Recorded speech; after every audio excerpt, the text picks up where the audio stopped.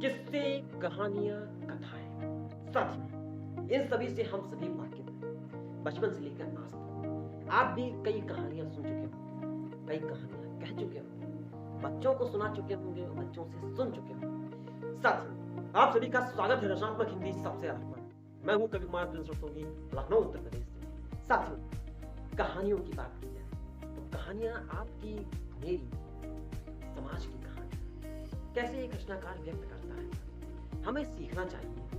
मैं भी सीख रहा हूँ। लखनऊ के एक ऐसे लेखक की कहानी लेकर आज आया हूँ जो कि बहुत ही मजेदार है। जब मैंने पढ़ा उनकी कहानी क्या कहती है, मैं बात कर रहा हूँ लखनऊ के एक ऐसे लेखक जिसका नाम है अखिलेश।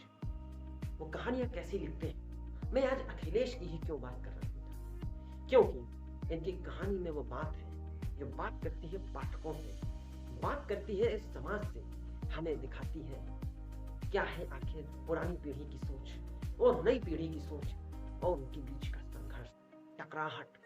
क्यों हम बात करते हैं शहरी समाज ऐसा है, या हमारा पुरानी पीढ़ी कैसी थी, क्यों ऐसी सोच रखती थी, क्या कहती थी। साथियों, मैं बात कर रहा हूँ अखिलेश की वो कहानी की जिसकी चर्चा लखनऊ विश्वविद्यालय के सेकंड सेमेस्टर के पाठ्यक्रम के अंतर्गत छठे सेमेस्टर में हमें देखने को मिली, पढ़ने को मिली।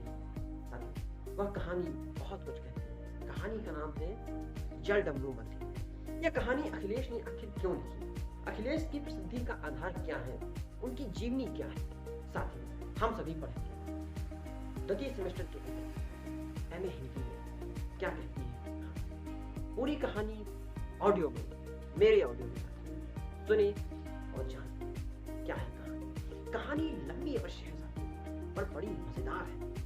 जब सुनते हैं उसकी एक वाक्य मेरी आवाज में, आप सभी का अनुभव होगा कि कहानी का वाक्य आखिर क्या कहता है।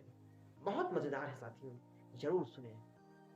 साथियों, कहानी जल डमरू मध्य प्रस्तुत है। मम्मी पापा को लेकर चिन्मय गांव से आ रहा था। उन्हें लेने के लिए मंजीत स्टेशन पहुंच चुकी थी, लेकिन ट्रेन आ ही नहीं रही थी। मंजीत ने घड़ी देखी, थोड़ा वक्त और काटना है। उसने सिगरेट सुलगाई। प्लेटफॉर्म पर आने के बाद उसकी यह तीसरी सिगरेट थी। लाइटर बुझने पर देखा कुछ युवा और कुछ वृद्ध उसे घूर रहे हैं। उसने इत्मीनान और उपेक्षा से धुआं उगल दिया। उसे कोफ्त हुई, दिल्ली में भी औरतों के पास सिगरेट पीने की आज़ादी नहीं है। सिगरेट पीती हुई औरतों को लोग कितने अचरज और दिलचस्पी से देखते हैं, मगर दिल्ली का भी क्या कसूर, यहाँ हर कोई दिल्ली वाला तो नहीं है। अब जैसे उसका पति चिन्मय भी दिल्ली का मूल निवासी नहीं, यूपी के चिरैया कोट का है। सास ससुर आ रहे हैं, वे तो है ही चिरैया कोट के। अचानक उसके चेहरे पर हल्का सा तनाव छाने लगा। बिल्कुल, अचानक उसके चेहरे पर हल्का सा तनाव छाने लगा। सास ससुर अब क्या हमारे पास ही रहेंगे? ससुर बीमार हैं तो उनकी बीमारी क्या है? गांव का मकान लूट लिया गया, ढा दिया गया, ठीक, लेकिन उसे किन लोगों ने ढाया और क्यों? आखिर खेत और बगीचे तो बचे होंगे। अच्छा, कितनी दौलत होगी ससुर जी के पास? सुनते हैं कि बहुत ज़्यादा है। ट्रेन की आवाज़ सुनाई पड़ी। मंजीत ने आखिरी कस लेकर सिगरेट को जूते से मसल दिया और उसने सिगरेट का पैकेट और लाइटर पर्स में रख लिया। मुंह में च्युइंगम डालकर सामने से गुजरती हुई और धीमी होती ट्रेन को देखने लगी। वह कोच नंबर 5 के सामने पहुंची तो चिन्मय, सहाय जी और कौशल्या उतर रहे थे। चिन्मय और कौशल्या ने सहाय जी को सहारा दे रखा था। सामान कुली अपने सिर पर और हाथों में पकड़े हुए था। मंजीत ने बढ़कर सास ससुर के पांव छुए और पूछा कि यात्रा में कोई कष्ट तो नहीं हुआ। सहाय जी एक जगह लड़खड़ाए तो फुर्ती से उसने उनको संभाल लिया। स्टेशन से बाहर आकर उसने कार खोलकर सबको बिठाया। पीछे की सीट पर सहाय जी बैठे थे। एक तरफ चिन्मय था, दूसरी तरफ कौशल्या। आगे बैठी मंजीत ड्राइवरी कर रही थी। लाल बत्ती आने पर कार रुकी तो कौशल्या को ढांढस दिया, मम्मी आप परेशान ना हो, पापा यहाँ ठीक हो जाएंगे। अब वह सहाय जी से पूछ रही थी, पापा आपको तकलीफ़ क्या हुई है? सहाय जी कुछ बोले नहीं। जिस स्थिति में थे वही स्थिति में वह बनी रहे। मंजीत ने सामने शीशे में देखा, कौशल्या और चिन्मय परेशानी से एक दूसरे को देख रहे हैं। कौशल्या ने लंबी सांस ली। इनको आंसुओं की बीमारी लग गई है, ये रो नहीं पाते, इनके सारे आंसू सूख गए हैं। मैं समझी नहीं मम्मी। उसने कार बढ़ाई, हरी बत्ती हो गई। थोड़ी ही देर में कार सड़क पर दौड़ रही थी। कौशल्या का कहना जारी रहा था, गांव में चाची की मौत हुई, ये रोए नहीं। आंगन में चाची की लाश पड़ी थी, पुरखों का मकान ढह गया था, मगर इनकी आंख में एक बूंद आंसू नहीं, आंसू गिरे नहीं। कोई बात नहीं, ये दुखी भी नहीं हुए, रत्ती भर भी अफसोस नहीं किया। चलो यह भी सही, मगर ये सब तो पत्थर के हो गए हैं, न हंसते हैं, न रोते हैं, न बोलते हैं। ऐसा लगता है कि सुनते भी नहीं हैं।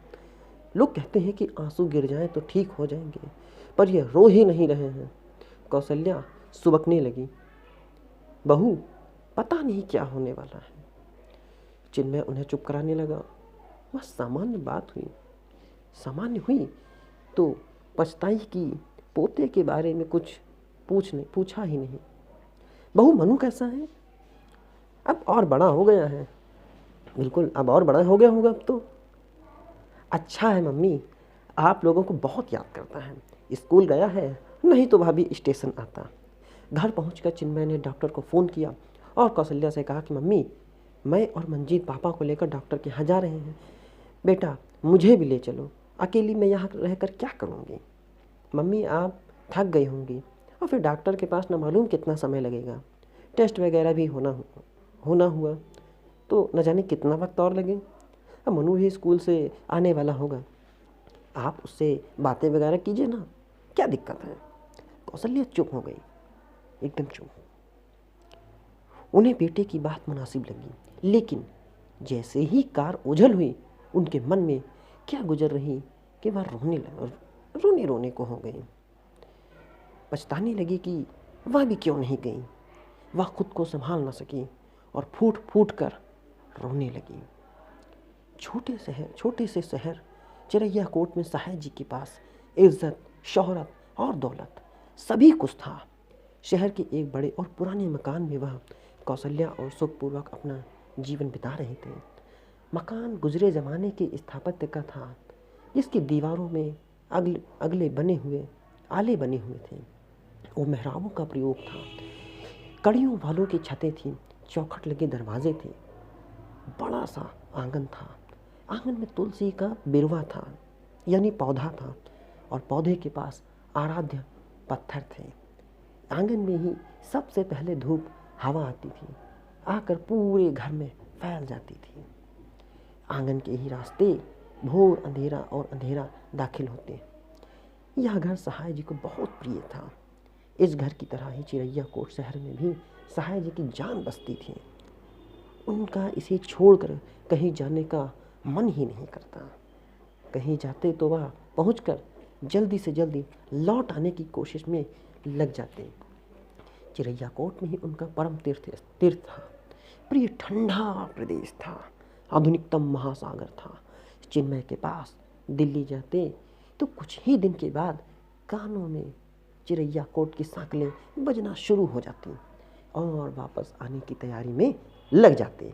लेकिन एक दिन न जाने क्या हुआ कि उन पर झूम सवार हो गया।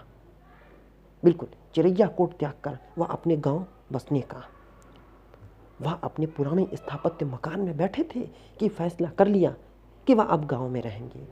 मरेंगे तो पुरखों की मिट्टी में ही मरेंगे। बस यहीं से शुरू होता है सहाय जी और कौशल्या की विपत्तियों और बर्बादी का किस्सा। साथियों, यह किस्सा बेहद मामूली तरीके से शुरू हुआ था, मगर वह अब आंसुओं की बीमारी जैसे खतरनाक मोड़ पर पहुंच चुका था। साथियों, प्रारंभ कुछ इस तरह हुआ कि सहाय जी थोड़ा सा अनमने और बेचैन रहने लगे। अक्सर बोलते बोलते चुप हो जाते थे। चुप रहते रहते अचानक बोलने लगते। किंतु यह कोई अस्वाभाविक बात न थी। कम से कम ऐसा तो निश्चय ही नहीं था कि इसे लेकर परेशान हुआ जाए। इसलिए जीवन अपनी रफ्तार से चल रहा था, पर धीरे-धीरे यह होने लगा कि सहाय जी गुमसुम से रहते हुए एकाएक चौंक कर कह पड़ते कि कौशल्या, तुमने कुछ कहा क्या? तो क्या वो गुमसुम रहने की स्थिति में कोई आवाज, कोई पुकारे या कोई कथन सुनने लगते। एक दूसरी बात भी गौरतलब थी कि चाहे जितनी रात हो, कौशल्या सहाय जी को आवाज देती तो वह बोल पड़ते। इतना ही नहीं, कभी कभी वह रात को उठकर कमरे में टहलने लगते थे। लेकिन कई बार ऐसा भी होता था कि शाम होते ही वह मुंह ढककर सो जाते और फिर उठने का नाम न लेते थे। बहरहाल उम्र के इस पड़ाव पर यह खासाजनक चिंताजनक लक्षण नहीं थे और कौशल्या ने भी इनको खासा तवज्जो न दी थी। लेकिन कुछ ना कुछ तो जरूर था जो सहाय जी की आत्मा पर लगातार आघात कर रहा था। साथियों, आज की कहानी यहीं तक। अब आगे की कहानी, आखिर सहाय जी की आत्मा पर लगातार कौन आघात कर रहा था, जानेंगे साथियों अगले वीडियो में। तो साथियों बने रहिए रचनात्मक हिंदी सबसे अलग के साथ, जानेंगे कि क्या हुआ सहाय जी के साथ।